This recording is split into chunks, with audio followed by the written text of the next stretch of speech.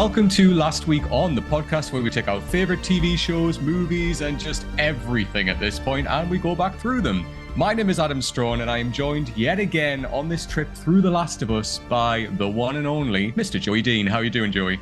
I'm doing great. How are you? Yeah, I'm really good, thank you. Just like this week's just been a massive rush, and we were just catching up there before kind of we hit record, and just we've both had a lot on, I guess. But it's nice to come back and talk all about this incredible moving episode of the Last of Us. And I'm sure that we both kind of had the same emotional reaction to it as well, right? Yeah, especially this week, super busy as as you've just noted.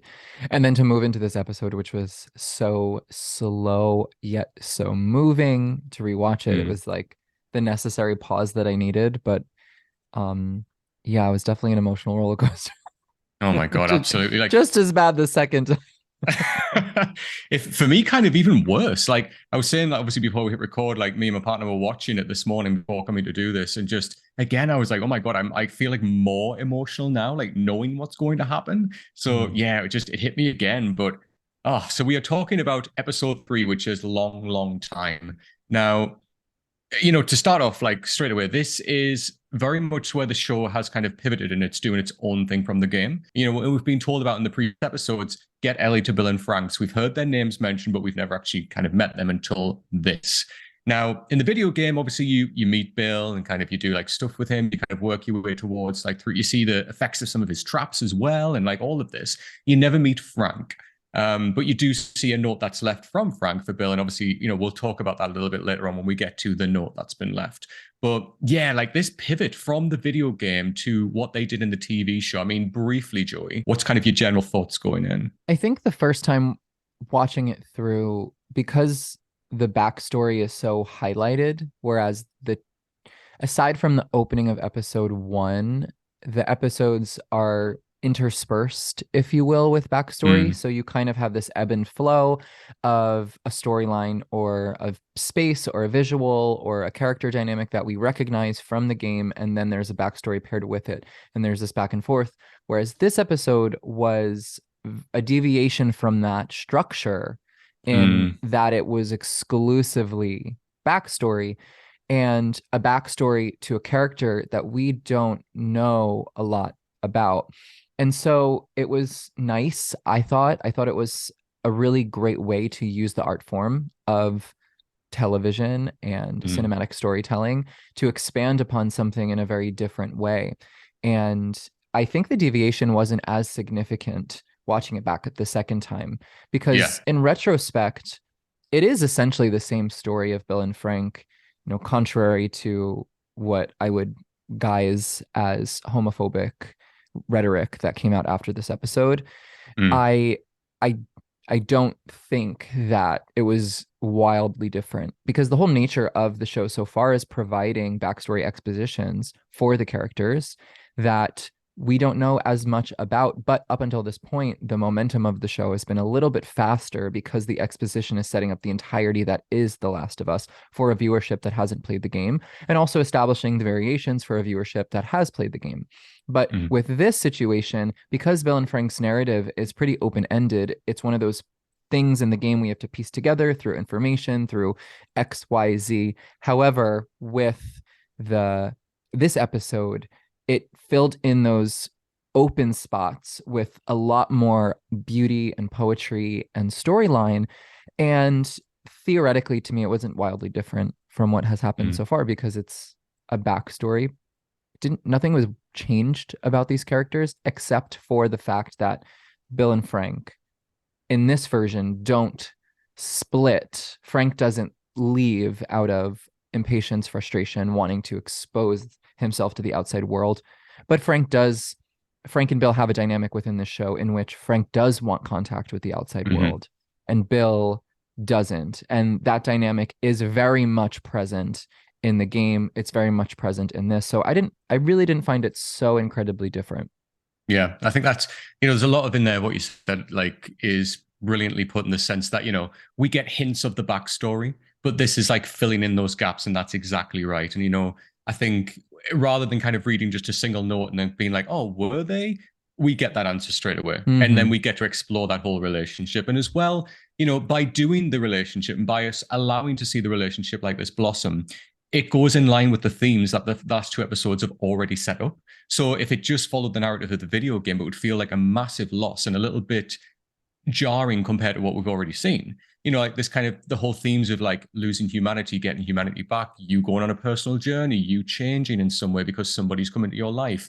All of this has been set up in the last two episodes, so it only made sense to further explore that narrative and those kind of metaphor and everything that's been set up there. Yeah. And a lot of the complaints about this episode, which I read about and I find hilarious because for me it's bullshit, is these people that are saying, it's a zombie show, it's all about zombies, blah, blah, blah, blah, blah. And then this episode, like, had, no zombies, which correction did have one, but like, well, technically two. Technically But too, yeah.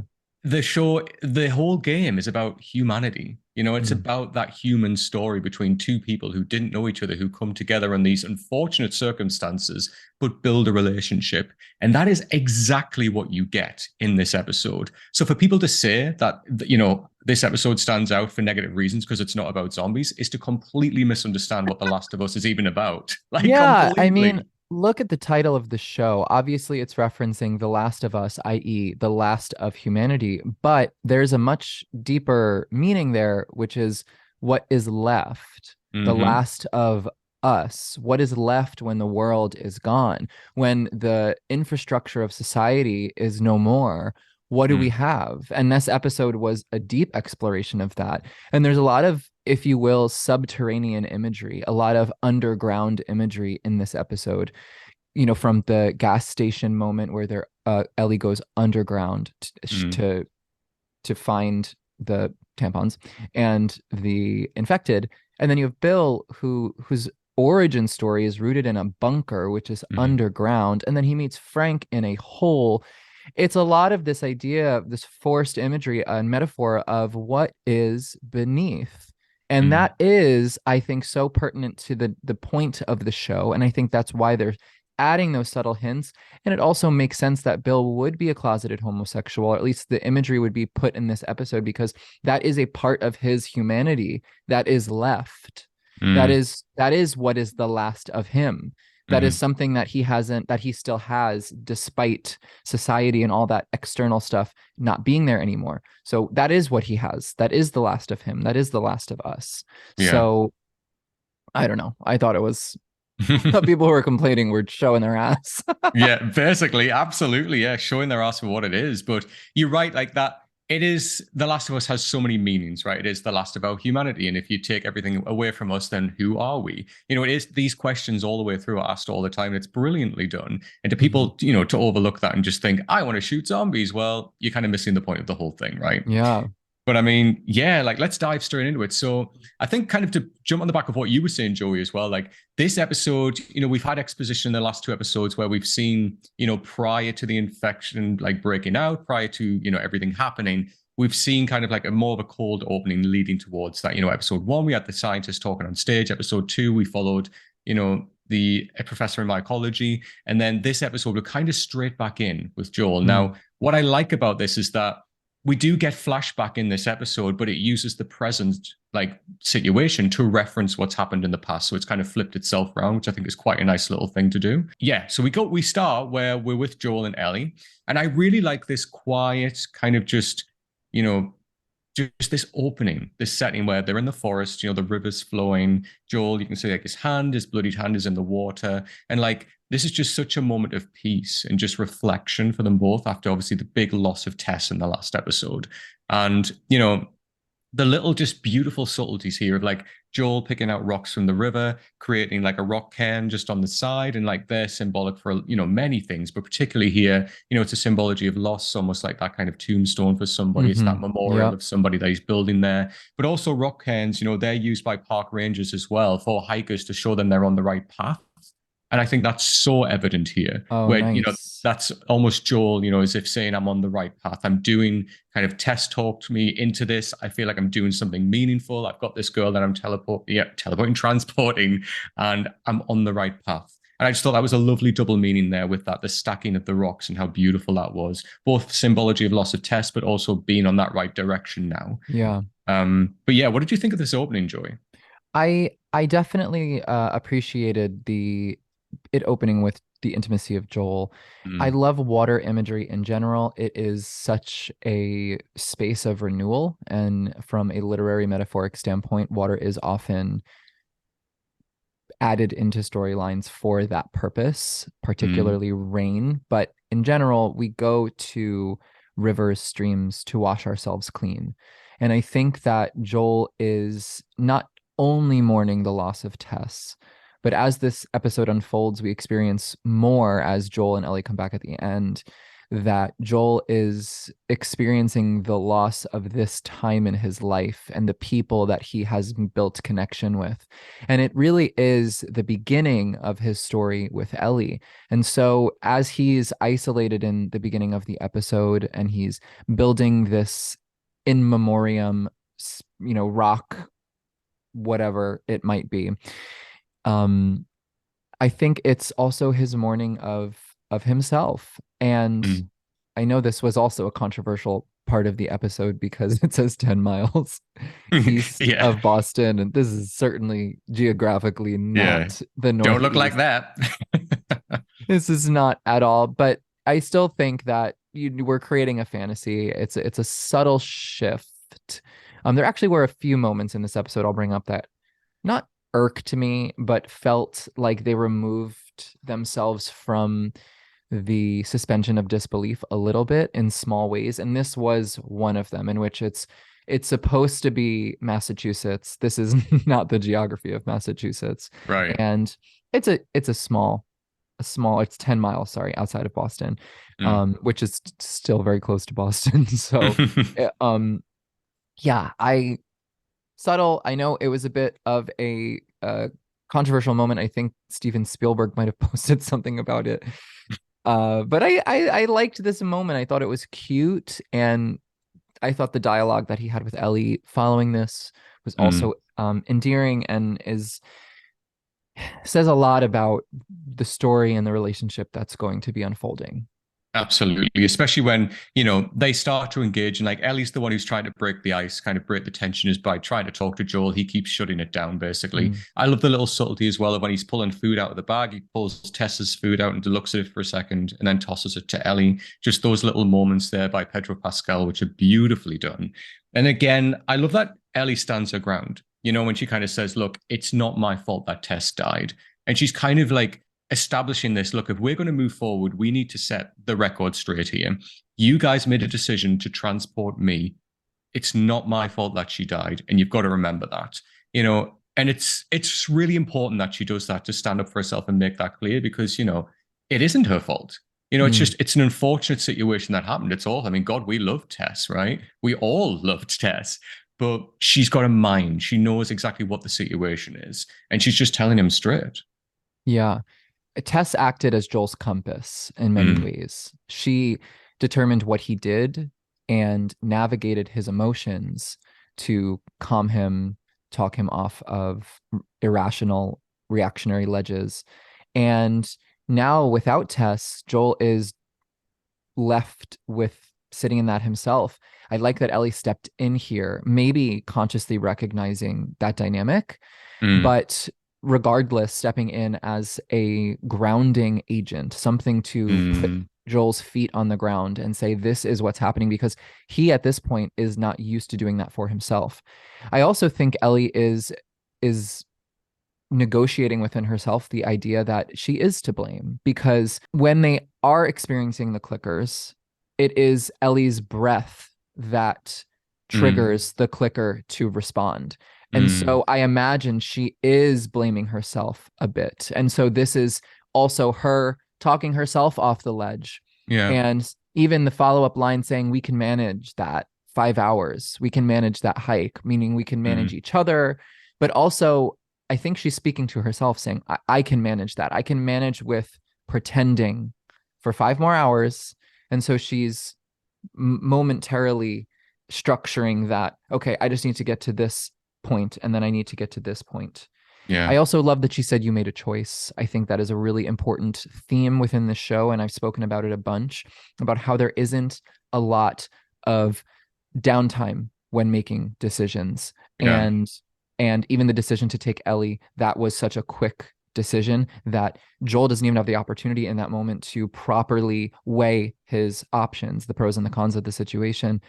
And so that is brought back where decisions are so quick, and we are left with, we have to make the best decision. And sometimes it's not the best decision, it's just the decision that was made. Yeah, that's a great point as well about Ellie still holding some of that, feeling guilt for her death. That's an absolutely great point made there. And again, I think she kind of justifies everything in her mind as well by saying, we've still got to carry on. We've got Mm, to move. We can't, yeah. we've had this moment, we've stopped for a second. We've taken time to remember Tess, but we really have to keep going here, which is when, she emphasizes 5 hours, we can do that. And then off they go. And I love this beautiful kind of montage of shots where it's just distance, where you see them going over a bridge, you see them walking kind of like next to the fields. Like it's beautifully shot. It gives that real essence of space around them now, compared to how much kind of, you could think about the last episode, how claustrophobic that was in the museum with the clickers and everything like that. Mm, And then we've got this beautiful open space now. I love love like, that. oh, it's stunningly done. And even like, Ellie's starting to talk to Joel again. He's not really having a lot of it, but she is starting to get to know him. She's starting to like, seep through a little bit. She still keeps asking about a gun all the time. He keeps turning her down, which obviously Mm, that comes back later on in this episode. But I love as well just the moment of when she talks about, says to Joel, like, oh, there's not really a lot out here. And he says, like, yeah, like, we probably won't see infection or anything, like, infected or anything like that. And she's like, well, what are you looking for? And he's like, people, and that's such an important point to make, which obviously in this episode later on, but also in future episodes going forward, when we see the likes of, episode 4 and episode 5, how dangerous people can be. And I just mm, love that little foreshadowing of what's to come. I thought that was really, really nicely done. yeah. And then, yeah, then they go to Cumberland Farms. And what happens when they get there, Joey? Well, I first want to say you're not from the States, but Cumberland Farms, I don't remember if this is in the game. I don't think it is. Okay. This is a bit of a Northeast Easter egg. So this is a very common convenience store that we have around the Northeast. And I have a Cumberland Farms probably 15 minutes from where I live. What? I love So that. they're pretty common. And even the way she says it, Cumberland Farms, it's so I think the writers were kind of laughing at the geography. They're making it very real for viewers the Right. viewership. And, aside from the beginning of the episode being filmed thousands of miles from Boston, but this I thought was a cute Easter egg. And I like how there's a dynamic established that Joel has taken this path before. He's going into this Cumberland Farms because he has a stash hidden there, but he can't Yes. find it. He doesn't remember where it is. Again, Tess is his compass. Mm-hmm. Again, he does not know where Jakarta is. This man is reactionary. He has a high EQ. He understands people. He understands Mm. situations. He can make quick decisions. But when it comes to those little details, he Mm. kind of misses them sometimes. And Frank has a line later on in this episode where he says, paying attention to the little things or something along those lines. That's how we show love. And I Yeah. think it's interesting that we have Joel who's just kind of incapable of that. And Joel is such a mirrored image of Bill that it would Yes. be funny that Frank says that to Bill, who's the Mm-hmm. reflection of Joel, who we're saying now can't fully focus on the details of things sometimes. He's just big picture thinker, but he's looking for the secret stash. He has some Mm-hmm. some things tucked away.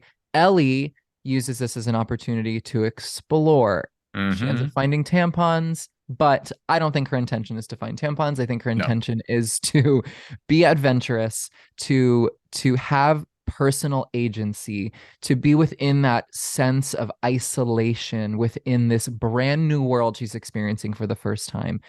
And we see this moment in the basement in which she comes across an infected. Mm. And I will say, I thought this was beautifully poetic, Mm-hmm. kind of creepy.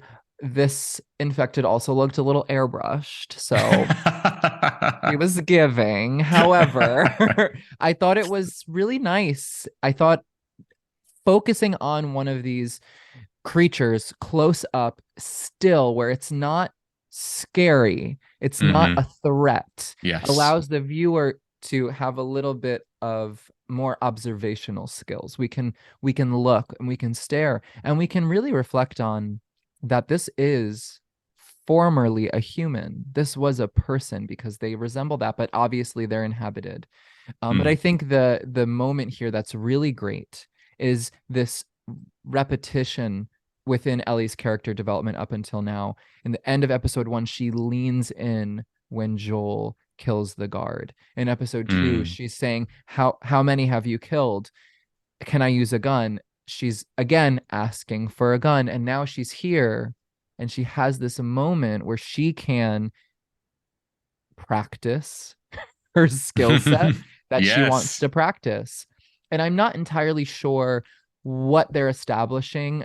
I will say, from someone who's played the games, Ellie is a dangerous person. Mm. And we like her, but she's dangerous and she's capable of some scary shit. Yeah. And I think they're building that up right now for the future seasons. Mm-hmm. But there's also this kind of witty quality where she's seeing an opportunity to experience it so that when it comes time that she needs to do it in a real life situation, she can pull the trigger on it.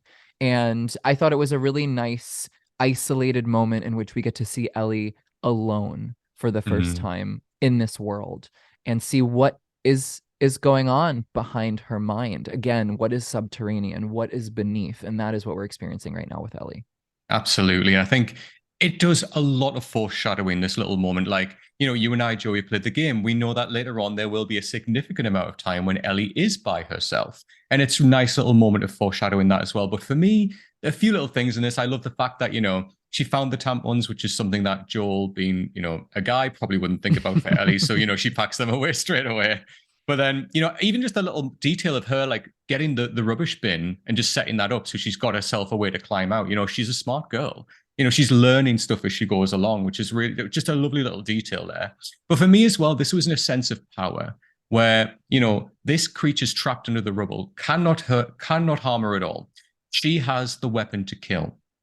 And, all the time she's been told you've got to run away from these creatures. You see something like this, you've got to run. She's been scared, but for the first time here, the first thing she does is gets closer, as you said, flicks that knife out, cuts the skin just to have a look herself, examines this, and then just stabs it straight away and kills it.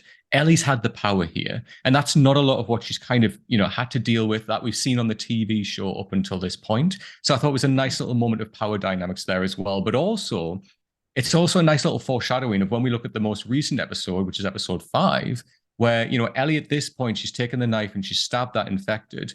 And that's kind of the realization of, right, this is how I kill them. And you think to episode 5, 2 episodes time, when Henry and Sam are trapped under the car and we get, Ellie's heroic moment when she runs over and stabs the 2 infected in the neck with her knife to save them. And I love this. It's this foreshadowing. We kind of flash back to moments like this, which mean so much and make a lot of those moments, which I just think is brilliantly done. I think that in real life, people struggle with the idea that a human could be two things simultaneously, or that something can be two things simultaneously. Yeah. And I think literature and this particular storyline, as explored in the game and in the show so far, explores the duality of nature and how we can be good and not so good sometimes. And so Ellie, even though there is this moment in which she is saving someone in the future by this exact same skill set, I agree with you. I think this is a power move. This is ego-based. This is not, and this is her overcoming some sense of fear, but this is not to free this infected. This is not to save the person inside. It is exclusively for Ellie. And that in and of itself isn't really a great quality. And it might be a necessary quality, but it doesn't feel like a positive human quality to just want to kill something for the sake of killing it. Right. Absolutely. But again, the dynamic that she has with Joel and obviously she had with Tess, she's like, she's listening to them. She's been told what to do the whole time, right? And then this is the moment when she's by herself that she has the power in this situation. And what she chooses to do with that is really interesting as a character trait and a character study of Ellie. And I think that's a really good point, Joey, actually. So yeah, as we say, she kind of climbs back out. Joel, hasn't got much ammo left in his machine gun, so he kind of buries that, and then they carry on the road. Now, I love that, they're kind of walking along and they come to the airplane crash. And that for me is just beautiful. Like the way that they're looking on it, the way that they look at it differently as well. Joel kind of looks and like Ellie's kind of really excited, thinking about like, oh my God, that airplane. And Joel's like, oh, like, you had to pay so much for like a middle seat for like crap food, whatever. And then Ellie even says, dude, you got to go up in the sky. We remember that she's a product of this new world. There's a lot that she hasn't experienced. And like, I just loved like Joel's just quietness about that. And he kind of looks and just reflects like, well, actually, yeah, she hasn't got to experience that. But just these little moments of when you see that destruction, it kind of elevates where it shows how far mankind's come, right? The heights of mankind when like we could fly in the sky with planes. And then this kind of completely juxtaposes the next scene kind of with the mass grave. And it just shows the depths of humanity, how low they're willing to go. So I love the doubleness in that. It's just beautifully, beautifully played. The conversation that they have here, which episode 1, this is the moment I was talking about, ding, ding, ding, remember, is that they talk about the infection, the cordyceps, and how it actually kind of mutated right into the food supply, into corn, into the wheat, and everything like that. And there's a moment when Joel's kind of talking about things where he says, it was in bread, it was in cereal. He pauses for a second and then says pancake mix. Yes. And that's such a nice little throwback to episode 1 when, Sarah opened the cupboard. She's like, oh, I was going to make you, pancakes for your breakfast, but we've got no pancake mix. And just that realization on Joel's face when it's like, wow, that could have been me. It's just, that was beautifully played, right? Yeah. And also that post-traumatic response, Yes, in which so many subtleties of the world remind him of losing Sarah and remind him of his life prior. And I also looked up because I was like, there has to be significance. Jakarta has the largest flour mill in the world. There you go. So that's why this was the origin story explored in episode 2. Nice so one, that Joey. provides more information because I was like, there has to be significance to Jakarta. They didn't just randomly choose this place. I enjoyed this. I thought this was nice. And in the same way that this episode moves into Bill and Frank, and this episode, not so similarly to episodes 1 and 2, jumps right into the action with Joel and Ellie. I also find the format still similar because in the beginning half of episode 1, it's exploration of world building. In the beginning of episode 2, exploration of world building. They're both these kind of detailed expositions. And we're still in the beginning half of this episode. There is still an exposition happening that is leading up to explaining why the world is the way that it is. And this is the moment of that. Yeah, it was beautifully done. And then, as they're walking on, they come to obviously, the mass grave, as it were. And, Ellie's like, Joel's like really hesitant that Ellie goes to see it, but she rushes ahead and finds it. And then this conversation is obviously really important when Ellie's kind of questioning Joel, saying like, why would they, like, how did this happen? Why did they do it? And it's kind of him explaining this is what Fedra do. And she's like, yeah, but why? And he's like, well, dead people can't be infected. And that's such the underlining kind of message of how far Fedra and this, new government are willing to go to try and contain this. And we see that where we see like the bombing in the cities in the earlier kind of episode and things like that. And it just really undercuts that when you go into this flashback, when, the camera zooms in on like the kind of blanket around a baby and like the dress, then you actually see the woman holding the baby, wearing the dress, wrapped in that blanket. And it's just that horrifying flashback. And it's what we were talking about before, where the other episodes, we've had a little bit of introduction from the past and it's brought us to the present. We're in the present right now. And this seeing this grave takes us to the past and explains the past. And I really like that difference in dynamic. It was beautifully shot. And again, like we're in this little town. It's like Lincoln, right? Where Bill lives. We've got like Fedra agents like evacuating the little town. And it's horrible in the fact that you see these people are just going to be led to die. They've even like given the soldiers, they're carefully packing the suitcases onto the truck as well. And this is to avoid like mass panic. This is just to calmly evacuate people. They don't know they're going off to their death. And it's just to keep everything kind of nice and kind of in routine, just get them off there. There's no mass panic or anything like that.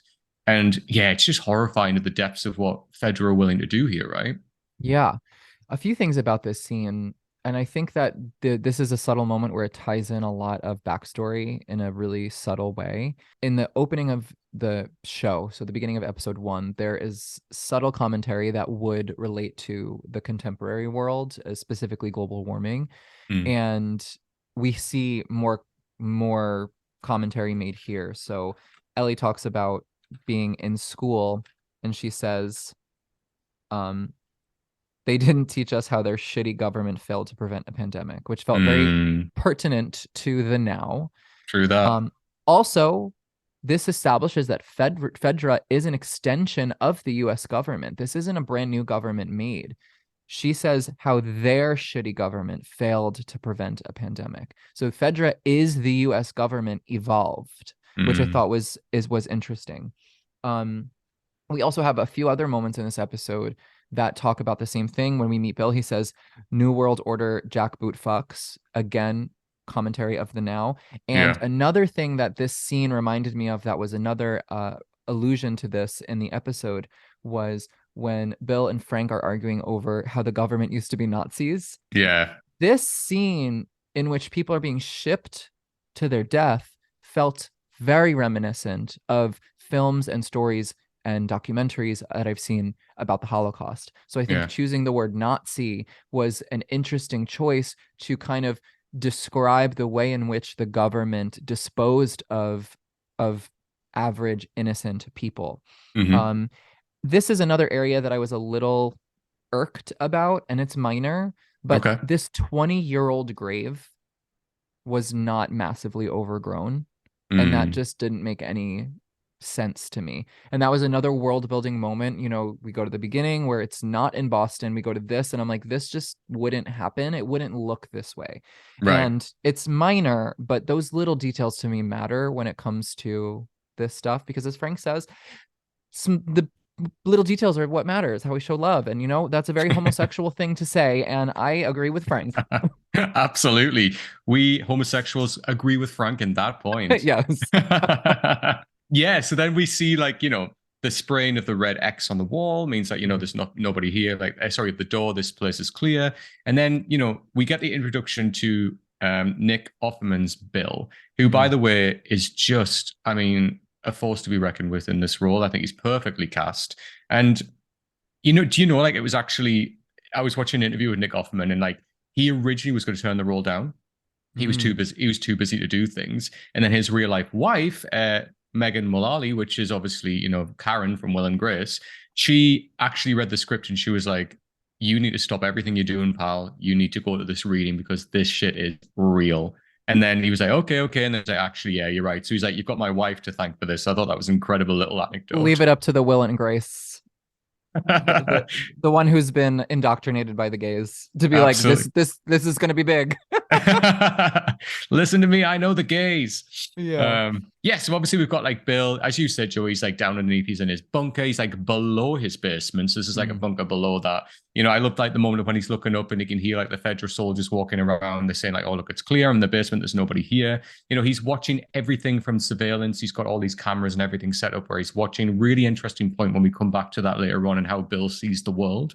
And how like segregated he makes himself feel. This whole the way that this section's shot, where there's shadow on his face, we don't see his face until he steps outside into the light. And I think that's such a, that's an obvious choice in the way that they filmed that. They're concealing his identity from us until we see him. And that's what Bill does. He conceals his identity until he meets Frank. And I just thought that was a real interesting way that this whole scene was shot. It was beautifully done. Mm. Yeah. And then obviously we see, all the supplies that he's got. He's loads of guns. He's got all of this stock, all of this ammunition, everything like that. And again, this nice little nod to the video game when obviously Fedra, everybody's gone, and he does step outside, he has a gas mask on. We spoke about this earlier on, right? Where in the game, gas masks, it's all about spores. That's why they wear them, so they don't breathe them in. But they did away with that in the TV show. But I love it's kind of like a little nod to that, but also just a little bit of paranoia from Bill, the sense that he doesn't know what's happening out here. I'm just going to pop this gas mask on. But yeah, what do we think of Bill Offerman just as Bill? Bill Uh, Offerman. What do we think of Nick Offerman as as Bill? Bill. Well, I mean, I think that as soon as I heard he was playing this role, the first instinct I had was, oh wow, there really isn't a more perfect human Mm-hmm. to play Bill in character. I love the gas mask because that's how we meet Bill in the game. We Right. see him that same way, so this creates such a parallel to how we are used to Bill. Mm-hmm. I thought Nick Offerman did an amazing job. I know him so well from Parks and Rec, Right. and he obviously is a very comedic person. But, comedians are able to excavate the world from their very deep understanding of it.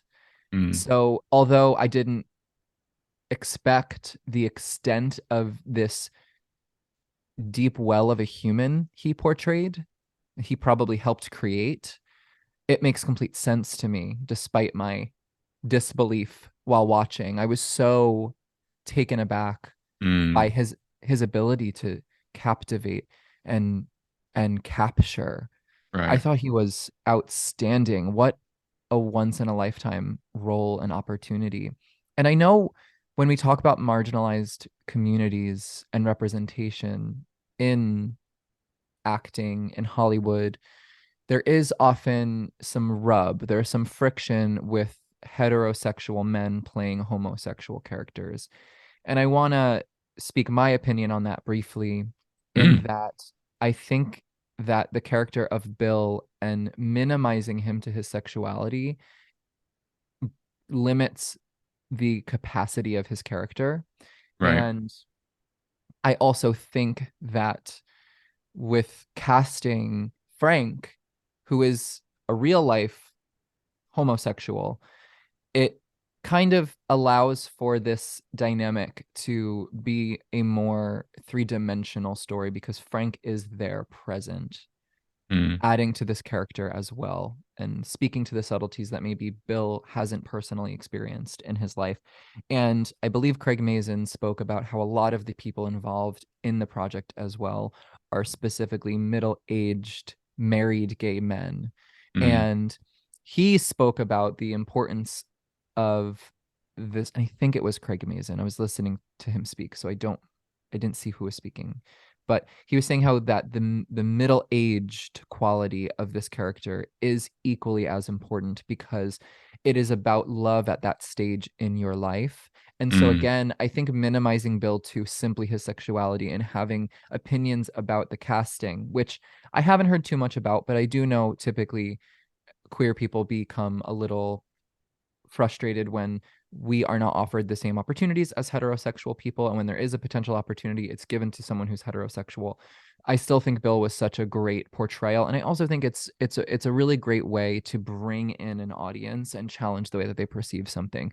I thought it was kind of such a serve that like Nick Offerman's this like burly man who yeah. people know to be, he's gonna eat beef jerky and he's gonna shoot whiskey and he's gonna chop wood, and Bill does all that. Right. But as soon as we go through this moment where he's collecting the supplies and he collects Camus, which is a very expensive, nice wine, I was like, that's the first hint. Hello. Um, uh, he then has this very demure, poised, delicate meal where he just Mm, eats. And I love the duality. I like how they mm, juxtaposed this, building him up to be this burly man, and then they completely challenged everyone's preconceived notion about what this type of person can be. And yes. using Nick Offerman as a gateway to expose that and to challenge people who know Nick Offerman as that, I thought was a Yeah. really smart casting choice, aside from the Agreed. fact that he's just did an amazing job. Oh my God. I mean, just in looks alone, like he just looks like Yeah. Bill. Like it's scary. But I mean, just to kind of piggyback on what you said there as well, Joey, which I think is really important. It's that, yes, he is a heterosexual, man playing a gay role. But as you said, the people involved around this, were really important in the sensitivity and the authenticity of the story and of the characters. But the director of the episode, Peter Hoare, is a gay man, so he kind of felt, he even talks about it, saying feels that deep connection in telling this story and being representative, with his own sexuality in that as well. You've got like obviously Maria Bartlett as well, as you said, a homosexual actor there playing Frank. And there's a lot of people involved in the set there as well. And obviously Neil Druckmann as well has always pushed for representation within both video games, Mm-hmm. and I just think the people that are working around this are really delivering that authenticity. It's not a story which is written by, a room full of heterosexual people who have no idea what it's like to live this type of lifestyle. So I love that, you reference that, and that he plays that role so beautifully, so respectfully. And the relationship that they are able to portray in this episode is just stunning for anybody to watch. I just think it's so well handled and such a beautiful performance by Nick Offerman. It really, really is. And yeah, as you said, like, we go on, we see him like setting up everything. He's going around the town, he's collecting all supplies, like when the power goes out, so he creates a backup generator and just all these little details that are just really, really lovely. Again, the classy choice of the wine because hello, like homosexual, which I love that this comes back in later on. Brilliant, brilliantly played. And then we kind of jump forward 4 years. So he's been living kind of by himself for 4 years. I do like, though, the little moment, sorry, when he's eating his food and he looks on the screen and he sees, like, one of the infected and he's like, oh, and like just sees it walk towards the trap and then gets its obviously head blown off by the gun that he's set up there. And he's just like, all right, yep. And then Yeah. just carries on eating as well.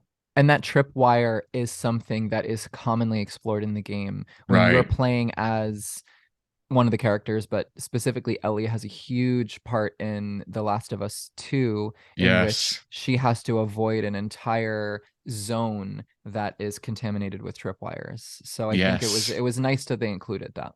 But yeah, and then, we go forward 4 years. He gets another notification basically that somebody is in the dugout that he's got outside, in that pit that he's got outside. And he goes out, and it is our meet cute of the episode where Bill and Frank meet for the first time at gunpoint.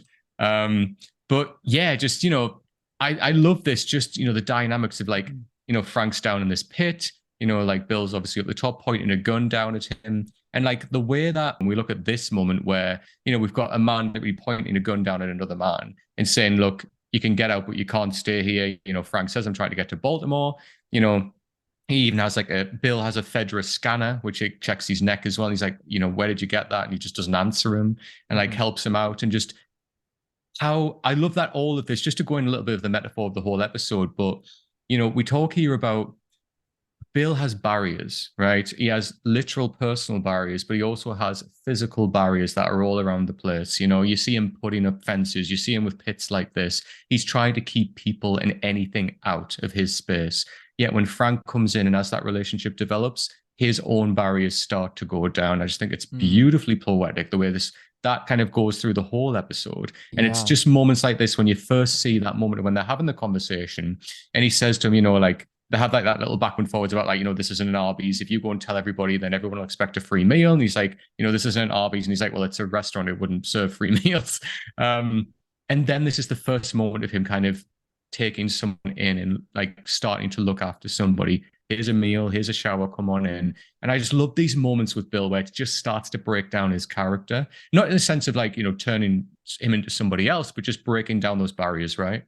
Yeah. One of my favorite lines in the entire show, which this conversation reminds me of, I'm not show, but this particular episode is when they're eating the strawberries and Bill says, I wasn't afraid until I met you, or I wasn't afraid until you came along. How beautiful, how moving, just like one sentence.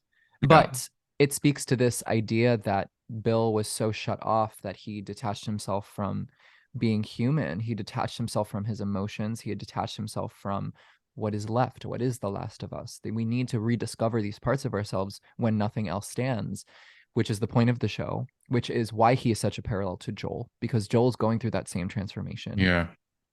I don't know if it's just me, but I thought it was really funny that Frank's inside Bill's hole. I just think it's like this. It's a little bit of foreshadowing. Yeah, it is. Yeah. Pulls him out. I liked it. Oh, also Frank's right before they switch scenes to go inside the house, the way Frank looks at Bill is so nice. It's so endearing. What great acting. But also Frank knows. He knows. He done known. Yeah. Yeah. He didn't have to figure it out. Yeah, he knew. My internal Gagar is flying right now. Yeah. Yeah, I love this. Like, again, he invites him in and like all the little subtleties of when like Frank's looking around, he's just like, oh my God. Because obviously, on one side, he hasn't seen like a property like this in years, like actual years, and then on the other hand, he is kind of starting to like suss out who Bill is. And I really kind of love that. The moments of like when he stands up and he like gets the dust off, like, the mantelpiece, is looking at the photographs, and then Bill comes in with the meals and like just looks at him and say, what are you doing? And like, when he places, and this is such an important detail, when he places the food down in front of Frank and he like turns the plate around for him, and we see him do that again later on. And then I love like Frank's face when like he just looks down at the food and he has like the biggest smile as if to say, I haven't seen food like this in fucking forever. This is everything. And just even that like moment of when he like takes out the wine, starts to pour it for Frank, and he's like, a man who knows to pair rabbit with a Beaujolais. And then I love that Bill's like, oh, I know I don't seem the type. And he's like, yeah, you do. And just Yes. beautiful. Bred to filth. I do want to note some things here. Yes. Well, firstly, I want to talk about the dust quickly because Mhm. the dust comes back for me in imagery because it brings me back to the first episode when we see inside of Joel's apartment, if you will, for the first time, and they cut to the Mm. window and dust is floating. And I just like the idea of like when the dust settles. I think it's a really nice imagery and probably a metaphor. And it's also just how contaminated this world is with Right. stillness. But also, I really think this show does an amazing job in each episode with bringing each episode full circle, in which in the beginning episode, for instance, I brought this up a few times, but at the end, when Joel and them are going to the soldier, they go underneath a school bus. They're Mm. almost returning back in time. The shots start to emulate and mirror what was in the beginning half of the episode. And we see the same thing that happens in the second episode. There are mirrors from the first half to the second half. With this, one of the things I remember most when Joel and Ellie enter this house is it's covered in dust. Yes. And I also thought that it was maybe intentionally put there on the sill to grab your attention because it's not within Bill's character description to leave dust anywhere, which Yeah. is maybe why he's like, "What are you doing?" Like, "Uh-oh, I didn't clean that." But it didn't feel like something Bill would do. Bill Mm. pays attention to those kind of, and maybe he doesn't fully pay attention to details, and maybe that's the point, and maybe that's why Frank says what he says. But I feel like Bill takes care of things. He's been Yeah. taking care of things up until this point, and so I thought it would be negligent for him to forget that. So I thought the intention might have been to connect us back to that moment, to bring us Mm. back full circle at the end of the episode when Joel and Ellie experience this space for the first time, the same way that Frank is now experiencing that space for the first time. I also want to note that I worked in a fine dining restaurant for a really long time, and positioning the meat to the person who's eating is fine dining etiquette. The way that he served the food, fine dining etiquette. The way that he poured the wine, fine dining etiquette. This is a very like to the book correct way to serve. So it was just subtle details, but that's how we show love. The subtle details that were put in the Yes. episode I thought were so nice, Right. which is Love why I that. was a little upset about the few details that were missed because Mm. this show pays attention to details and I enjoy that it pays attention to details. Right. Nice. And of course, Bill would know, turning of the plate like that. And Frank knows because in his mind, he's like, because you're a gay. Oh Love yeah, he's that. like, well, been here, done that. I know Yep. this. I know what's going on here. I know this flirting that's going on. You've Oh, turned and that then plate. Bill's hair flip Yep. when they're eating. He just Flips the little hair. Yep. It's just all these little moments are just brilliant to watch. I love yeah. it. It's just so well played. And then, like this piano scene. So, like, Frank obviously, he's like saying, well, it's probably time for me to go, but I've been staring at this the whole time. He's like, oh my God, you know how much one of these is worth? And I love that Bill's like, well, probably not much now. Just that little line. But then, he's like kind of going through the music. He's like, no, this is you. This is you. Pulls out, the music, the sheet music, the song Long, Long Time by Linda Ronstadt. Now, I mean, for starters, you go back to the radio codes. This is a 70s song. This is new stock coming in. Frank is new stock who's come into Bill's life. I just thought I love the little message there with that. That was beautifully done. Such a great observation. Yeah. But as well, like, when Frank sits down and starts to like basically in Bill's eyes murder this song. Like he's like performing it like, he's in a bar and he's surrounded by all his friends. They're all having a good sing along and all having a good time. And it's Bill who's like, he's like, no, stop. You can't play it like that. And then Frank's like, well, why don't you play it? Why don't you sit down? And this is Frank asking Bill, why don't you show me who you are? Drop everything. Like the barriers are coming down. We've had a nice dinner. We've started to talk to each other. Show me who you are through your performance of this song. And when Bill sits down and just, it's beautiful. It's delicacy. Just the moment like he takes a breath and then just gently places his hands on the keys. And he hasn't done this in such a long, long time. and just the emotion and everything he plays in that. I mean, the lyrics itself speak for itself, but the way Frank like just stands and kind of looks down at him and just watches him play and just he can't take his eyes off this moment. He's just in this moment with Bill, and it's just beautiful, right? It's so good, not just within the context of the episode and Frank's meticulous way of breaking Bill down to kind of get what he wants, which is a Mm, safe space and human connection. right. Kind of saying, I know I have something to offer you, and you clearly have something to offer me.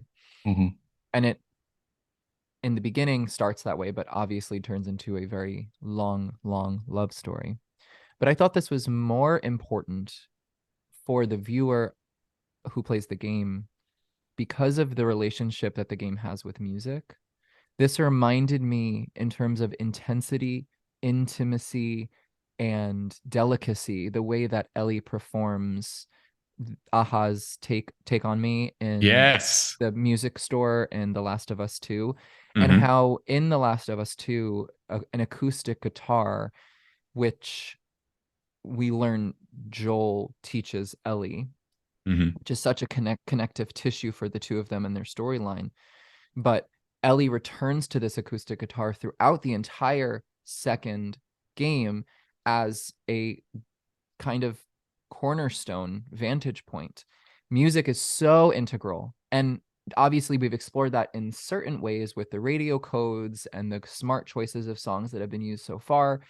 However, this directly takes us into the game once more because it's not the exact same scene, but it communicates the same thing that Ellie's cover of Take on Me Mm. does. And I still listen to that cover to Oh. this day because it's so amazing. And the outro duet that they had, Joel and Mm. Ellie in The Last of Us 2, I don't remember the song, but I think it might have been a Johnny Cash song. Ugh. Anyway, sorry, I had to say because musician, No. singer. Hello. No, it's beautiful. It is beautiful. And you're right. Like I was telling, my partner about that as well. I was literally this morning telling him, I was like, it's funny because Ellie in the second game, and he had no idea. And I still need to play him that version actually, because it's like that scene. And I love that in that video game, just to talk about it briefly. When you go into that part of the game, when you go into that store, you don't go in there to play that song to Dina, which is, Ellie's girlfriend. You go in there just to get something to then move on. It's optional, right? And then you see that guitar, you have to go over to it. And when she sits down and plays it, I literally put my controller down and just watched it because it was just stunning. And it's the It's yeah, same. it's one of the most stunning moments in a video game I've ever experienced, and it's something that you can pass. You don't necessarily, Yeah, you might not see it. yeah, that's it. And again, like this was almost this moment where Frank, Bill could have rightfully said, you've had your meal, you've had your drink, get out. But it's Frank who kind of says, oh, look, there's the piano. And then Bill's like, okay, let's kind of explore this. This didn't have to happen. But because it did, this is like the establishment of their relationship. And it's just beautiful. Like, when Frank after says, so who's the girl? And then he says, oh, there is no girl. And he's like, I know. And then when he leans in to kiss him, and then this kiss is so intimate. It's beautiful. I love that. You look at Frank, he's got like tears coming down his cheeks as well, because this is something he probably thought he would never, ever have again. And it's just the acting between the pair of them here is absolutely beautiful. Like, Nick Offerman just looking at him, in pure shock. And like they both never thought that they'd be able to have this. It's just stunning. It's absolutely stunning. Like I love that moment. And then straight away, Frank, says to him, like, go have a shower, Bill. Because shit's gonna get real. I thought it was so well done. It had that nice friction of uncomfortable and awkward, Mm, like a yeah, first kiss would be, which this is more or less a first kiss for Bill. right. And the the way Frank not only captures this longing, this thirst that's been quenched, but how Bill is so guarded and how simply one performance broke that all down. And Mm, Frank was able to see so deeply inside of his soul yeah, that I think that's what moved him to tears. It was the human within the shell, the human within the person who's guarded, the home within the gates, if you right. will. and again goes back to this repetitive theme of this episode of what lies beneath, what Yeah. is deep, deep, deep down, what is subterranean that we are keeping hidden, that is subsequently what the show, the whole episode and the show at large are about. And what people are criticizing the episode for doing, they're saying it's about a zombie show and it's not about this. But in reality, the whole point of this human driven game series storyline is about what is left when the Yeah. world is not left. Absolutely. Yeah. And that this is what we're exploring. And I thought this episode was just so brilliant for that reason.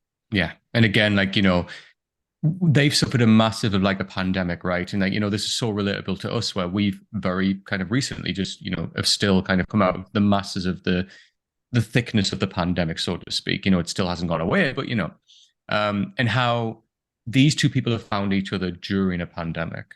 And I just think the story of that is beautiful. How, it's pulled so many people apart, and yet these two people would never have met had this not happened.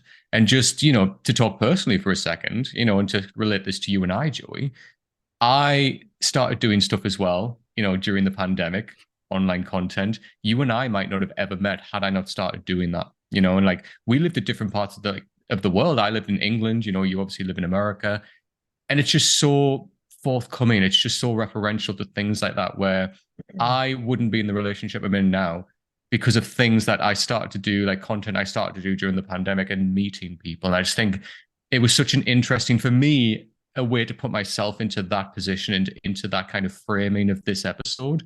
And I just thought that was really prevalent, and just it made me kind of I kind of overlooked that the first time I watched the episode, but then to come back and like I kind of retrospectively thought about it and thought, oh my God, like what Joey and I are doing right now, like we kind of met in similar ways, which is weird, right? Yeah. What can be discovered or uncovered when the Mm, world falls apart? absolutely.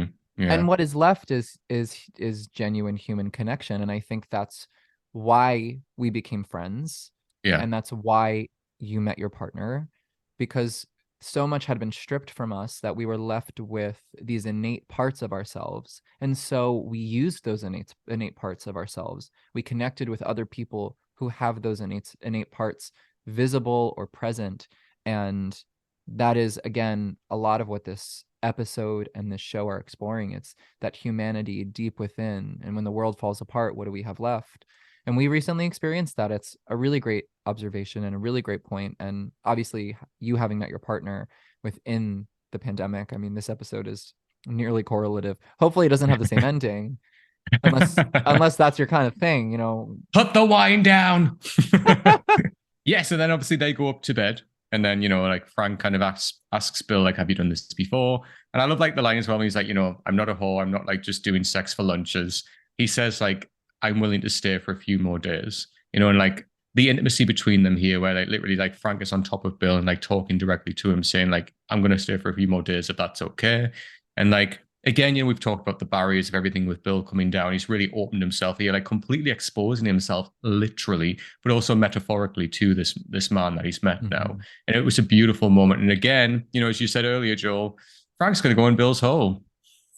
Yeah, yeah, that's what's gonna Literally. happen. That's what My favorite happens. my favorite part of this scene was a subtlety I picked up watching it a second time through. But Bill is gently, awkwardly, but gently rubbing Frank's back when they're Yeah. in bed together. And I Yeah. thought that that was really interesting because if I think back, I would imagine Bill would almost be completely stiff, Yeah. but he's actually showing intimacy, Hmm. which I thought it was telling of where Bill is at this point in his journey, years Right. after being completely alone, but also being closeted for his entire life. He was ready to jump into it on an intimate level, on a connection level. It wasn't just about sex. It was about Yeah. connection and intimacy. Absolutely. And then we kind of skip forward here where we go another 3 years into the future. And, straight away, it's like full out balls to the wall. They're arguing with each other. Now, this episode does this quite a lot where we get moments of intimacy, like delicate moments. And then it's jarring the juxtaposition where we jump to another moment of where it's a completely different mood altogether. And this is like anger, they're angry at each other and like they're arguing. And this episode kind of like signal posts them as they go, like when they happen throughout, but we jump between moods all the time. And that's kind of very, that references relationships of how we go through these different moments when we're in relationships and how when we get to know each other better and everything like that, we experience different times. And, Frank later on in the episode even says, I've had some really shitty times. I've had some bad days with you, but also, some of the days I've had with you have been some of the best. And it kind of just sets up that as well. It's just beautifully played off. Frank wants to make a life, right? He wants to go and do things within the town. He doesn't want to be so enclosed in the way that Bill's been living in his life. He wants to go and make up the shops, and he wants to do, what is it? He wants to go to like there's the clothing shop. He wants to do that up, and like he's talking and like he says, I want to have friends, and like Bill's like, absolutely not. And I just love that he's slowly starting to work with Bill here and slowly starting to get those barriers down. He even says, I've been in contact with the lovely woman on the radio as well, making friends, and Bill's just really hesitant, really standoffish about this. And as you said, Bill is very, very similar to Joel in very many ways. And again, it's like Frank's kind of saying to him, look, we need to get out of this protective shell. We need to start living our lives, living a life, not just living in this bunker, right? There was so much here I liked.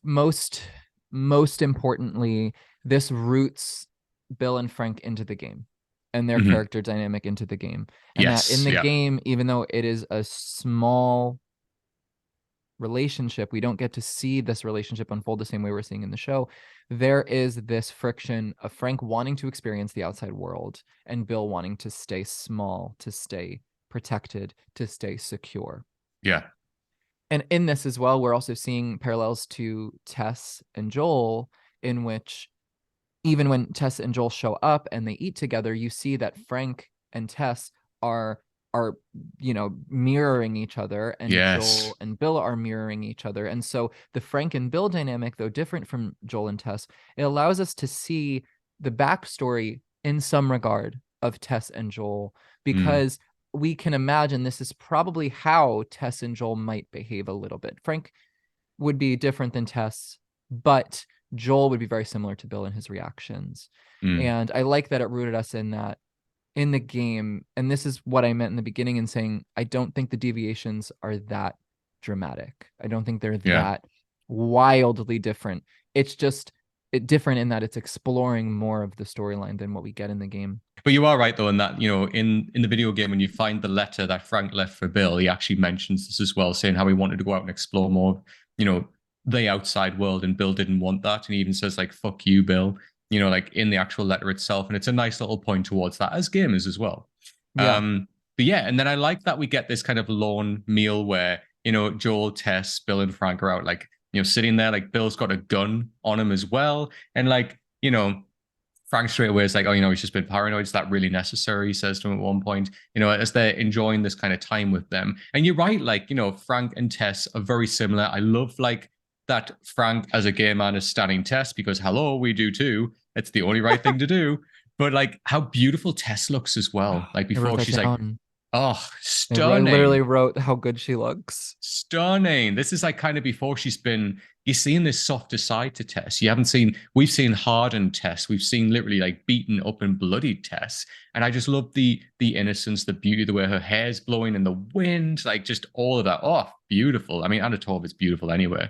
But yeah, this conversation is fantastic for the mirroring, as you said, like Bill and Joel are very similar. Even Joel even says like to Bill, like, I respect that about having the gun at the table, but don't point that gun in my face, And then like Frank takes Tess inside, like, oh, come and see something. And like Bill shouting after him and he's not interested, takes Tess away. And the conversation they have here, like they're straight to business, right? Talking about trading, which is what we know that Joel does and Tess does. They talk about trading. Look, we can bring you medication, we can bring you books, we can bring you supplies, and he even says, look, that fence has maybe got a year left on it, if that. Like, I can bring you stuff that can help, it last the rest of your life type thing. They're straight to business. Whereas it's Frank and Tess who are more kind of, let's go and explore this. Let's go and do this. Let's go and just have a look at little things and have a laugh together. Just enjoy our time together. And I really like the polar opposites of each other here. Yeah.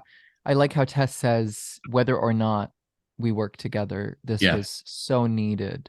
And then, of course, Frank says, we're working together. I like how they pulled out the Camus, because we see this is the first wine that Bill reaches for. This is the box that he brings home. This is the wine that they have at dinner.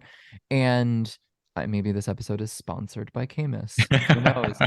But I think that this is reflective of Frank taking a little bit more control, where because Frank is reaching into the stocks of Bill's good stuff, Mm, and Bill's not even available to this conversation, but he is allowing his fanciest wine, his most cherished wine, be used at dinner because obviously right. there's a limited supply. There's one wine store. They really have to ration the wine, but the Mm, choice in choosing this specific wine, it's telling of how much Frank has really moved in to yeah. Bill's life. This dynamic we see at the end with the loss of Bill and Frank and this tough letter that's written to Joel.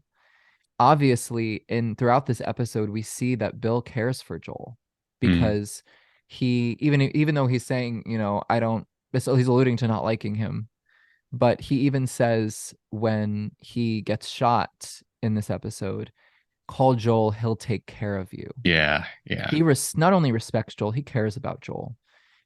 And in the same way that Bill is a mirror to Joel, Joel would behave the same way. So we see Joel in his way caring. There is a frequency of love here that he Mm, has for Bill and Frank. And when he walks out of the building after reading that line about Tess, and he says specifically, so they're dead before Ellie even reads the letter, mm, he takes a breath. He has to step outside, and I don't think it's just him living through the moment of I'm it's being made real that I'm losing Tess. He also lost two friends, yeah. and the fact that they have a relationship of dependency brings me back to that quote at breakfast in the first episode, in which Joel says, Tommy doesn't love me, he just depends on me. And Mm, Sarah says, I kind of think they're the same thing. And here we're yeah. seeing that explored where there's a dependency. The dependency that exists within a post apocalyptic world is rooted in trust, Hmm. and trust comes with love. And Right. so we're seeing more of that unfold as this show goes on. But I thought that this dynamic was such a nice example of that motif that I anticipated would be part of the show. Um, Absolutely. and so, we see this dependency unfolding for the first time at Mm, this dinner conversation. And I really enjoyed it. I thought it was such a nice moment, a nice unexpected moment in the apocalypse. yeah, definitely. Like, as we talked about earlier, like the moments of like stillness that we get in this world when things Mhm. kind of can just stop for a second. And like it's like these human kind of interactions that we're so used to having from the old world, when we're able to bring them back in this post-apocalyptic world means so much. Like we can just go out now, like with friends, sit down, have food together, have drinks together.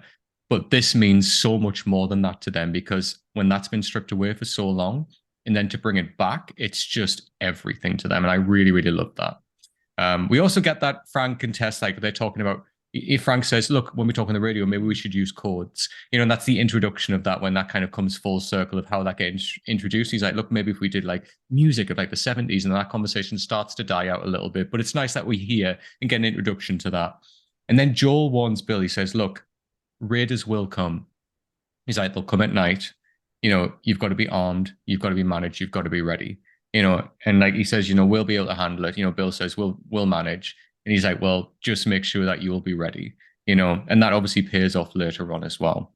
And then we jump forward again. We're in the year 2013 now. So then Bill and Frank, they're out jogging. And this scene. I mean, this scene for me, just this is everything. This for me just is the episode. Like they're out jogging, and then like Frank says to Bill, look, I want to show you something. And this is what I mean, where we've had like, we've had a scene of them arguing, having a, bust up where, there's been tension between like Bill and Joel. There's been tension between like between Bill and Frank, like all of this. And then we get this beautiful, delicate scene where Bill sees the strawberries. It's like, how did you do it? And he's like, Frank says, "Oh, I sold a gun," and he's like which gun straight away? And he's like, "Well, it's just a small one. I swapped. I traded a gun. I traded Tess and Joel a gun, so they give us these seeds. And, like you could go into the metaphor, the gun. It's, it's a death weapon, yet they've been traded seeds. They're growing something now. This is new life that's been made with the strawberries. But as well, like when they come down and then they take the strawberries and they pick them, the camera work here is beautiful. We've got a sun kind of in the distance there that's continuously like shining them. They take the strawberries, the way that they clink them like glasses together, and then when they eat them, and it's Bill's laugh in this moment for me that like hits me the most. And then obviously, by the line afterwards when he says, "I was never afraid, before you showed up." And like this for me is just beautiful. As I say, everything around it, the light, the sun that you see on them, how delicate they are, the fact that Bill has that little giggle, which he probably hasn't laughed in actual years, but it's that realization of, oh my God, we've got strawberries. I'm with the man that I love, and he completely breaks down that barrier and tells him how he feels. And it's just stunning, right? It's great. There's a big emphasis within Bill and Frank's relationship, and particularly Bill's character, in watering plants. And we Yeah. see when it cuts to the future and Frank is dealing with what presumably is some neurological condition, we see Bill watering a plant that first time he winks at Frank. We see when Joel arrives, the plants have died. Yes. We see even flowers on the curtains behind in the dining room. I think is the dining room right next to where the gun is kept, but potentially right behind where Frank is positioned. So there's this blossoming, there's this unfolding of life, and this takes me back to the opening scene of episode 2, in which plant life is billowing into these broken structures, the pockmarked museum of life, in which buildings are just decrepit and broken down, but life still finds a way to get in there. And Right. so Bill is constantly watering these plants as they're growing. And strawberry is something that would take time. Frank waited for the moment for them to be fully grown, sweet, ripe, red, everything. I don't know, aside from strawberries having a remotely romantic, people get people's chocolate covered strawberries. They're looked upon as a romantic Valentine's Day gesture. I don't know if there's anything deeper, but I love the idea of that seeds were planted, that something was in soil and it was watered and it took time, just the way that we're seeing this relationship unfold. I do want to note one more thing before we get out of this space, but I said I was going to bring up a few things that irked me throughout this episode. And I'm just bringing up subtle details. I'm really, I'm fine-tooth combing. But they cut to the fence with cars piled. How did they get them cars? Yeah. What did they hire Magneto for the day? How did this happen? Because I ain't buying it. We didn't get a forklift. We did not. And maybe there's an explanation, and maybe there is a backstory, and maybe the writers and the producers and the directors and the storyline have that, but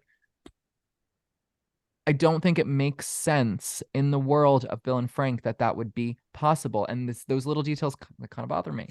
No, I was the same. Like when I saw the cars piled up next to the fence, I was like, how did they do that? Like, this is a man who has a truck and a speedboat. Like, how did he get those cars up there, please? How did he make that wall and so perfectly placed? Like, him and Frank are not like lifting those cars together and putting them on there. Let's be real.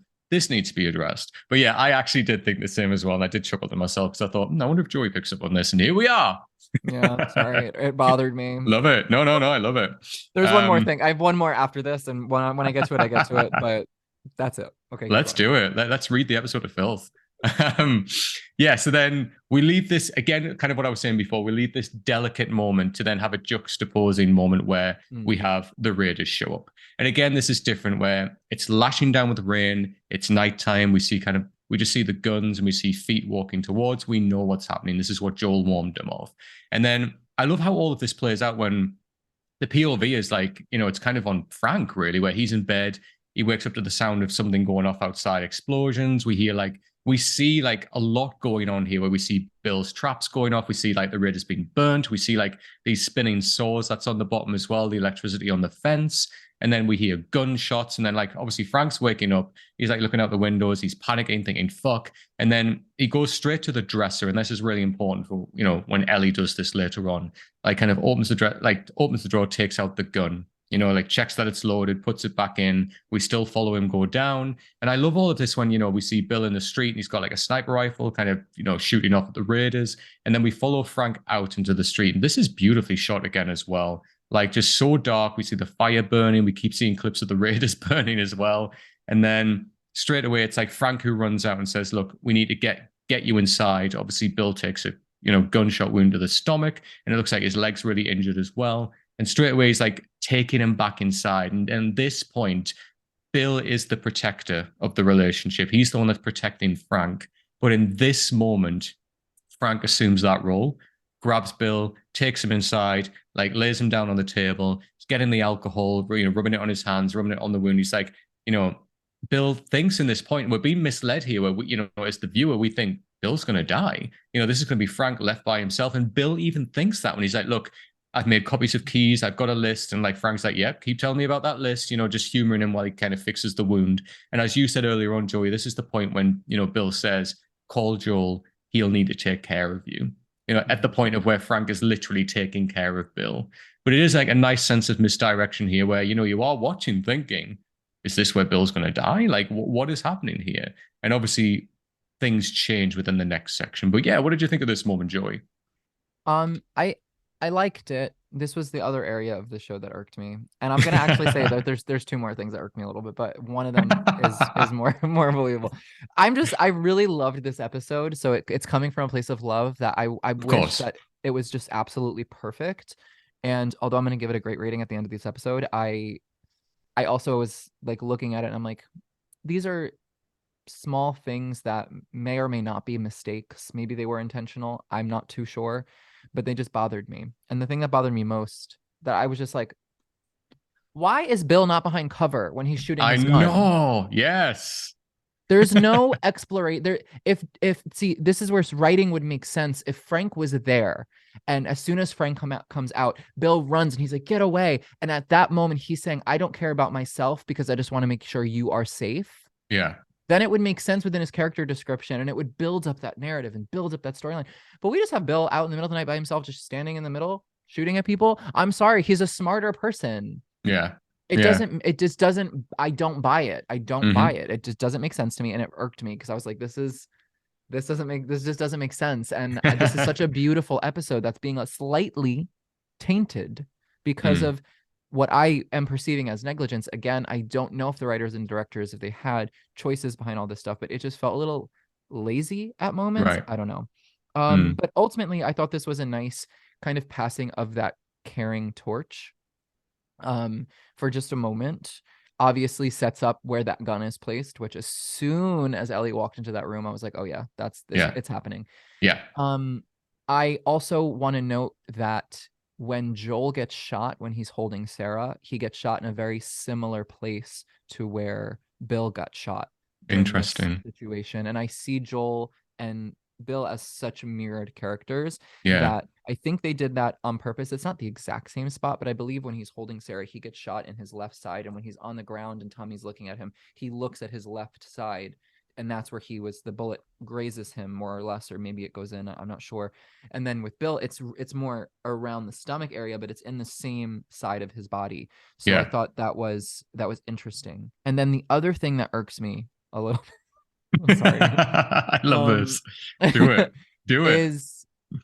It's absolutely believable that someone can save someone from a bullet wound in the apocalypse. I'm sure at this point, this happens so frequently that people are just armed with knowledge of how to take care of this stuff. But there's this implied medicinal backstory that I don't fully get.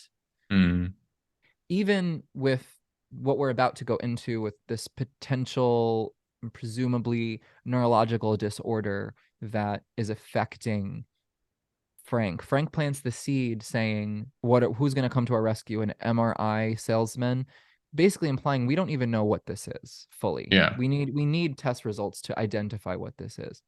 Yet they're taking medications, which maybe they got them through Joel. I don't know. Joel does say that he hasn't been on this path. He said it's been 3 years since he went to this Cumberland Farms to get his stash. Right. So we can imagine that it's been 3 years since he's last seen Bill and Frank. Mm, If you're dealing with a neurological disorder, especially when you're not dealing with medical treatment, that is probably going to happen faster than 3 years. mm. The declination of health, declining of health, declination. Is that correct? Let's go with We're making up it. words today on the pod. I I just I don't know. It just felt like, even the way that he talks about them, like aroundy this, and it was cute and it was endearing, Mm, but it exemplified a lack of relationship with the medication. Or maybe it, right. it exemplified a way that they've quirkily, another word I'm making up, quirkily are, shining light on this situation. But again, how are they giving this man medication when they don't even know what it is fully? And where did they get this medication from? And where is this implied medicinal like knowledge? And again, this is bothers me the least because there probably is ways that they built up their medicinal staff. There's books that they can read to generally diagnose. And again, removing a bullet from a wound is something that I would imagine people at this state in society have some relationship with. But there is just this kind of medicinal thing that I'm just like, again, I don't know if I'm fully buying it. I don't know. Yeah. Just that's just me. And No, I'll leave it at that. to be honest, I was the same. Like, we don't see, excuse me, like Frank, like understanding, like, how to take a bullet out of somebody. Like, we don't ever see any of this. And I know that Yeah. there's the conversation earlier when, like, you know, Joel does say to Bill, look, like, we should trade because we've got supplies to medications and everything like that within like where we are. Um, but with the condition that Frank obviously goes on to develop, as his body is starting to weaken and break down, you need to see a doctor for diagnosis as to medication. Like he never goes to see a doctor. And like he can't just kind of, Bill can't just say to Joel, like through some type of message, oh, this is the type of symptoms he's got. Can you go and tell them to a doctor so that Yeah. they can get the right, that wouldn't happen. So there are a Yeah. few little plot holes with that. Two things that would have solved some issues I had, and I don't know if the first one would be is shown anywhere and I just missed it. But like if we had seen like a forklift when Bill was going through the town, and then Right. it's kind of implied like that's what he used to stack up the cars, like something like that. Which I don't Mm. even know if a forklift would be strong enough, but maybe we But would see some piece of equipment, and maybe we did and I missed it. But with this, if hypothetically the show began and Joel had just gotten back from Bill and Frank's, mm, and he established that he was bringing them medication. There was like a subtle hint to it. Then it would make more sense to me. right. You know what I mean? Because Yeah. Yeah. there would be immediacy, there'd be a relationship with that seed being planted and dots being connected. But here again, how do we even know? It just Yeah. that's just me. We're taking a lot on faith. We are. Yes. And we power through because we love these characters. We love the gays. Kind of what we've hinted at towards there. We then go 10 years later. So we're up to kind of present the year 2023.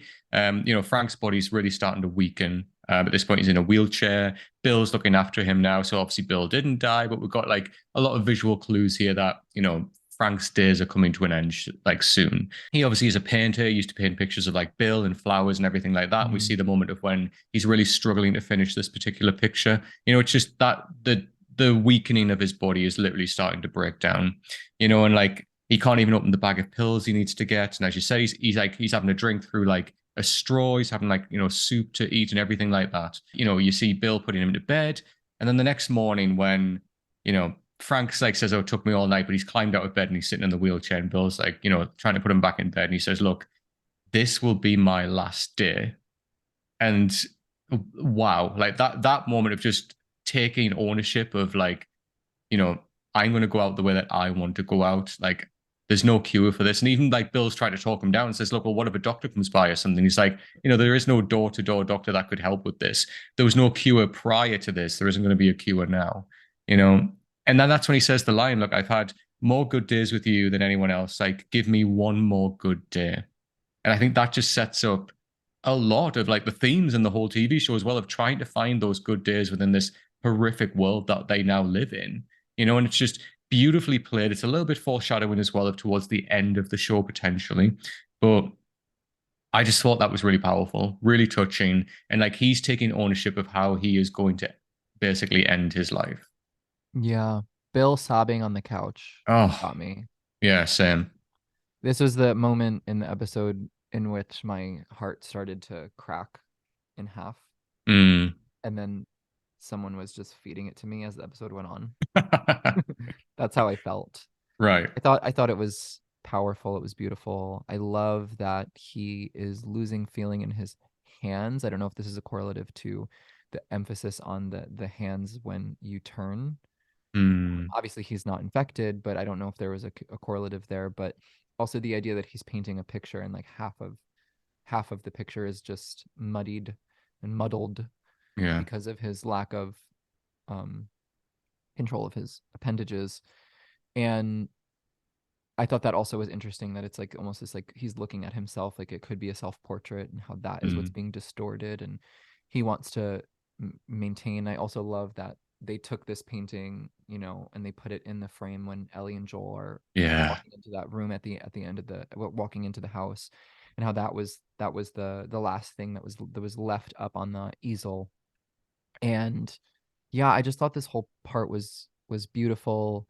And it's the tone, it's again was one of those shifts where like it immediately jumps into Bill hysterically Yeah. crying. He just did such a great job. And then it was just such a poetic montage after this about them Mm. ending everything in such a stunning, nearly Romeo and Juliet romantic way.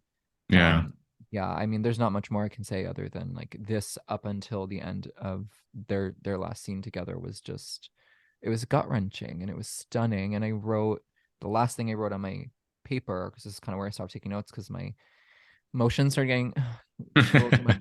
I wrote that this episode and these moments really helped me appreciate life. It Mm. it made me want to appreciate life leaving the episode. I was like, Right. wow, like there's so much to be grateful for. And for Yeah. one episode of a TV show to communicate that, Beautiful. so successful. Anyway, continue. Absolutely. No, no, no. It's beautiful point as well. It really does hang that kind of message in this episode really, really strongly. But I mean, yeah, like the montage that we get, when we see them like having breakfast, they go to the boutique, they get the fancy clothing on, they get married, they have the delicious dinner, and he says, then I want you to crush up the pills, pour them in my drink, and I want to fall asleep in your arms. And it was that line that hit me, just that falling asleep in his arms in their bed. Like that really, really hit me.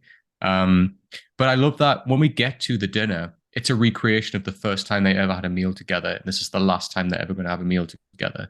So, Bill comes out with the same rabbit dish, places it down, turns the plate the same way again. He gets the same wine out again, and like even turns it to Frank to show him. Frank even looks in acknowledgement, pours it. It was beautifully done. Like really, really lovely, really poetic. And again, we see him, brings the crushed pills in, stirs them up into Frank's drink. Frank downs it. And then it's that line where he says, why were there already pills in the bottle? And then we just know, like Bill just says, look, I'm old, I'm satisfied, and you are my purpose. And that line is so strong throughout this whole show, finding your purpose and finding that within people. And again, it's another parallel to Joel, where, in many ways, Tess was kind of like his purpose for a long time, his direction, his life, his guidance. And now that is in Ellie. She is his purpose and getting her to where he needs to get her to, but building that relationship with her. I just think that line is so beautiful and just really strong and just highlights not even just what's important about this episode, but what's important about the whole show. Mm. Finding your purpose and what it is that you want out of this world that you are living in. I just think that was beautiful. And then obviously he takes Frank up to bed, and that's the last that we ever see of Bill and Frank. And just beautiful. Yeah, it was stunning. The use of music throughout this Oh episode in terms of the score underlying the scenes was stunning. How when they are eating their last meal together, it's silent and there's yeah. these long pauses and they're simply looking at each other. It I mean, these are two exquisite actors Mm, at work. I mean, they really, I was completely enveloped within this same. world in this moment and the emotions that they were feeling and leading with and creating from. And it was really outstanding and it really moved me. And I couldn't stop thinking about this episode for days. It really, really Same. got to me.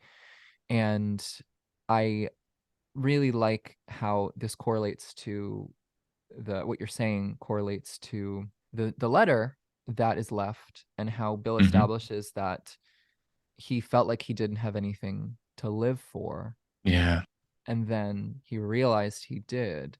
And this is such a message to Joel because Joel has lost so much and Yeah. he is still losing. I affirm that I think he is mourning the loss of Bill and Frank and Tess. He's mourning the loss of his inner circle, the people that he looks forward to spending time with and seeing in this terrible, dilapidated world. I mean, there's no one else aside from Tommy, who at this point is a question mark in Yeah. Joel's life, that Joel has any emotional relationship with. And here is his friend saying to him, maybe more, whether he realizes it or not, to continue forth and find purpose in things, even when you feel like there's no hope left, Mm. and to place that purpose in what we can. Going back to what Tess says to Joel, save who you can, Yeah. even if that's yourself, right? Hmm. Like, even Yeah. if we have to save ourselves by finding love in the places that it's available, even if that love is conflated with dependency and it's not love in its purest form, but it's love based on relationship dynamic. There's this emphasis on, I think we're seeing a lot of these themes come fold into each other. Hmm. And I think this note exemplified a lot of that Absolutely. Bill leaves Joel. And I also like that it references the game, in which there's a note left that we read. Obviously, it's not the same note and it's not addressed the same way, but it's the same funny humor. I didn't even like you anyway. Yeah. Yeah, he's like, I didn't like you, but we were kind of friends ish. And like even Mhm. that funny laugh that he puts in when Ellie reads out the letter, it's like, like all of that. Just brilliant little moments of comedy and like what we've just seen, which is like diabolical emotionally. But yeah, like, as you said, like Ellie and Joel turn up and like we see the dying flowers outside, which is like Mhm. symbology of like how he used to keep them alive and water them. Yep. And that's the first sign of when Joel looks and thinks something's not right here. And Yeah. then when they go in, like, there's a layer of dust left everywhere. We see the meals are still, the left of the food still left out on the table. There's dust everywhere. And then when she reads out the letter as well, this is August 29th, 2023. So it's like about a month, just under maybe, that they did this. Because we're in September, I believe, now. And then he says, like, that's in the letter when, Ellie's reading it out. And, he even says, that's why men like me and you are here. We're protectors, you know. Mm. And I love how Ellie stops when she says, use my weapons to keep, because the next word was Tess, and she just stopped. And obviously that's when Joel grabs the letter off her and like grabs the key, goes outside, checks in the garage. He sees the car. He also looks at the stuff to make the battery in the fridge and everything like that as well. It's just these little details, which some were overlooked, but when they do get them right, they were really, really good. Yeah, this is when he explains, where he says, right, Ellie, show me your arm. And again, it's that confirmation for Joel, right? This is my purpose. This is what I need to do. She's clearly, she was bitten. She hasn't turned. This is correct. And he's like, right, ground rules. This is what we're going to do. Tommy used to be a Firefly. He might know people that are linked, other doctors who might be able to help you with this. We need to go and find Tommy. No more mentions of Tess. And also, don't tell anybody about your condition, and obviously do what I tell you to say, and like, this is like the direction basically of like, this is where we're going for the rest of the show now. We've had this beautiful moment of stillness with these two characters. Now we're back to the two main characters that we know. This is where we're going next. And then basically we kind of lead towards the end here where, they grab the supplies, they jump into the car, they start to drive away. Ellie finds the cassette, puts on the music. And then, this is beautiful where, oh, wait, before I do any of that, when Ellie's looking around, she gets to the dresser and she finds the gun. That's a really important thing to stress because she doesn't tell Joel about the gun. She sees it, she hears Joel coming, she quickly stashes it in her bag. And we know now Ellie's got that gun that she's been asking for, but not with Joel's permission. She's done it and gotten it herself. And obviously that comes back into the next episode as well. Hmm. But yeah, and then as I said, they get changed, they get showered. Sorry, yes, of course they do. They wear exactly the same clothing from the video game, which I thought was a really nice touch. Joel with the same shirt, Ellie with the same red t-shirt as well, which is lovely. Yeah, they kind of off they go. They get in Bill's van. They start to drive away. Ellie finds the cassette, puts it in. It's the same song, right? Which is what Bill played on, see, on the piano.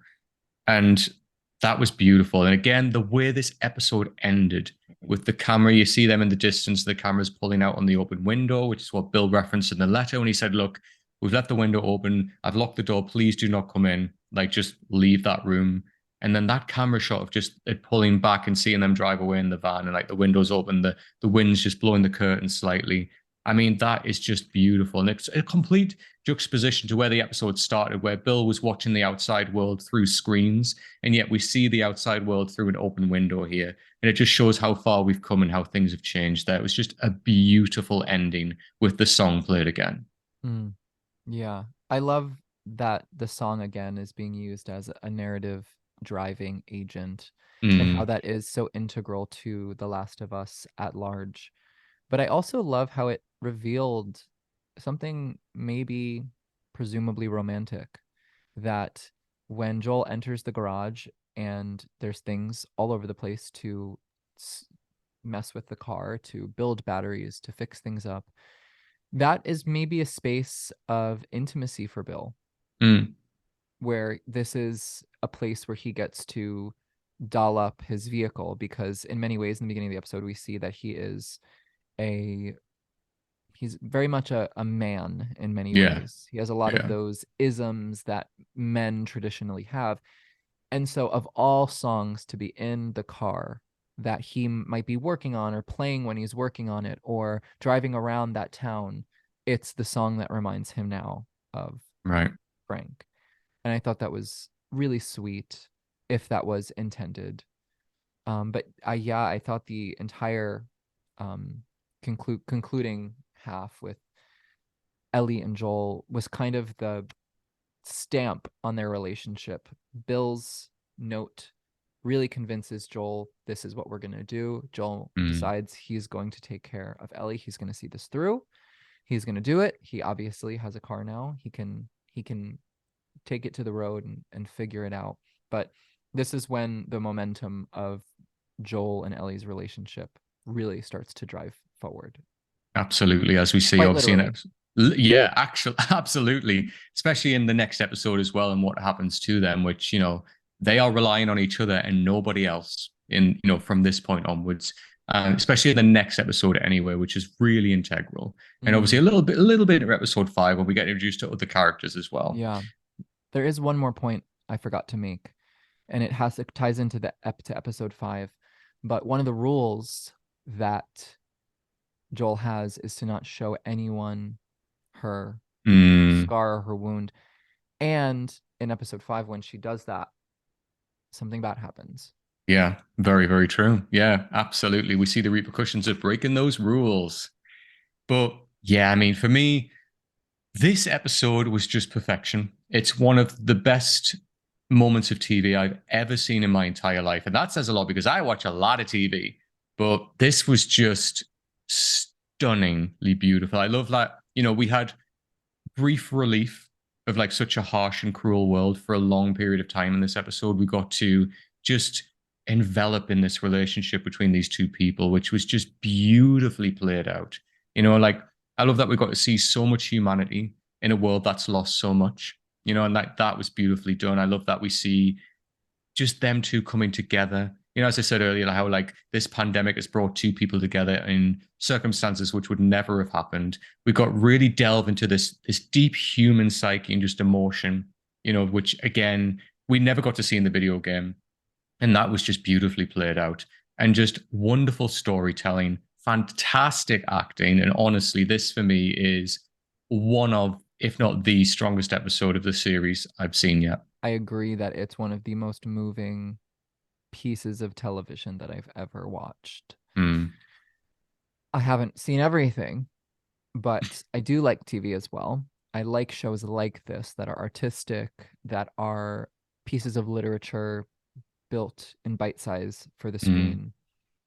To have captured and conveyed the Bill and Frank storyline over the span of maybe the 50 minutes sandwiched between the spots with Joel and Ellie, for right. that to have been captured it's unreal. What I felt walking away from it, how Yeah. this took over the internet by storm. Oh yeah. People were so moved by this that they couldn't shut up. And obviously there was controversy surrounding it. What I would say is a lot of homophobic interpretations and reactions. as well as the supposed major deviation from the game. But ultimately, the biggest piece of conversation was how moving this was. And I Yeah. think it's just such a masterpiece. Absolutely. Yeah. And it was a pleasure to come back to actually and watch again, to obviously record for what we're doing right now. It's just to again to go back to that and see all the little subtleties and see everything from a different perspective as well. And to kind of see other things that are there as well. It's just beautiful. And I think this will be landmark for a long time, as just a beautiful piece of television and storytelling. It really, really will. People will draw back to this a lot, and quite rightfully so, because it warrants it. Yeah, I'm very confident this is going to win an Emmy. Oh God, it has to. If not, Very tables will be confident. flipped. But yeah, Joey, so out of 10, what would Mhm. you give this episode? I did strongly debate all of those little details that bothered me. Yep. Yep. Yep. I strongly took them into consideration because details matter. Frank said it. Mm-hmm. We show love. But I still think this is one of the greatest pieces of literature on screen that I've ever watched. And so I have to give it a 10 out of 10. I mean, is it absolutely perfect? Maybe not, but Mm. what is perfection in a post-apocalyptic world? I think that what it did was so grand that I can't give it less than a 10 because it was just so beautiful. I absolutely agree. And I think I had 10 out of 10 as well written down on my paper. I was showing Joey there. For me, you can give things a perfect score, 10 out of 10, and it can have imperfections in it. And I think that's a narrative that we really need to drive home. A lot of people kind of get so caught up on, you give this like 10 out of 10, but there's these little things wrong with it. And like, yes, that can be true. But the things that it does right, it doesn't just do right, but it does them in a way that is absolutely masterful. And the things that this episode does right aren't just good, they are perfection. And that's how you find the perfection in the episode for me. Of course, there's little things that, aren't great, or like we've brought them up in this episode, and that's fine. The episode obviously kind of talks about details, but it also does other stuff, which is the meat of the episode, which is just stunningly beautiful and stuff that we haven't seen on television probably ever. And that's what makes it so important. And that's for me, it's what you said earlier, Joey. Like when I first watched this episode, it sat with me for days. And when something does that for me, that is the mark of something imprinting successfully on me, where, you listen to an album that you love and it stays with you for so long. You watch a film and it stays with you, read a book, whatever it is. And that is the mark of me of great art. When something stays with you and you're still thinking about, you like almost like marinating in it like days later. That for me is the mark of brilliant art. And this is a mark of brilliant art. Imprinting is the right word. Absolutely. All right, Joey. So tell everybody where they can find your stuff and find you on the internet. You can find my personal pages on all social media platforms at Joey Dean Official. And you can find my band, King Vagabond, on streaming platforms. Just search King Vagabond. And you can also find us on all social media platforms at The King Vagabond. And there we go, everyone. So make sure you go check out Joey's stuff and also the incredible music of King Vagabond. But yes, we are available on all streaming platforms as well. So you can watch the video part of this on YouTube if you're not. But if you do just want to listen, we are on all streaming platforms as well. So if you just type Last Week on Podcast, you will find us on there. We are also on social media. So if you type in Last Week on Pod, you'll find us on Twitter and on Instagram. If you want to follow me personally, I am at Straughan87. Again, that's on Twitter, Instagram, basically. Just type that in, you'll see my face. So again, thank you, Joey, so much for going through this with me. This is one of the episodes I was really looking forward to talking, with you about, because it's just brilliant. And yeah, I'm loving this journey with you, and I can't wait to continue on. Me too. I'm excited to talk about some intense episodes that are coming up. Oh boy. Yeah, absolutely. But yeah, thank you again, everybody, for listening. Looking forward to jumping in next week with episode 4. But until next time, take care.